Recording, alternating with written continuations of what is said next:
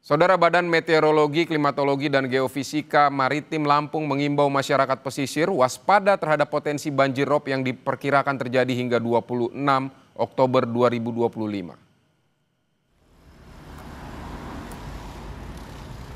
BMKG Maritim Lampung mengeluarkan peringatan dini terkait potensi banjir rob yang dapat melanda sejumlah wilayah pesisir di Provinsi Lampung. Peningkatan pasang air laut maksimum tersebut dipicu fase bulan baru pada 21 Oktober yang berdampak pada naiknya tinggi muka air laut hingga 1,5 meter atau lebih. Fenomena ini terjadi akibat adanya fase bulan baru di tanggal 21 Oktober 2025 yang bisa memberikan dampak kejadian banjir pesisir di beberapa dan sebagian besar wilayah pesisir Lampung.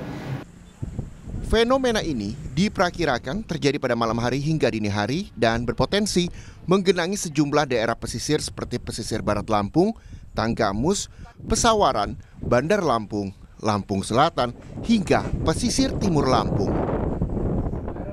Untuk mengantisipasi dampak yang lebih luas, BMKG Maritim Lampung telah berkoordinasi dengan berbagai pihak serta gencar menyebarkan informasi peringatan dini melalui kanal resmi dan media sosial. BMKG mengimbau masyarakat pesisir untuk terus memantau informasi terkini melalui kanal resmi BMKG dan tidak mengabaikan peringatan yang disampaikan. Tim Liputan, Kompas TV.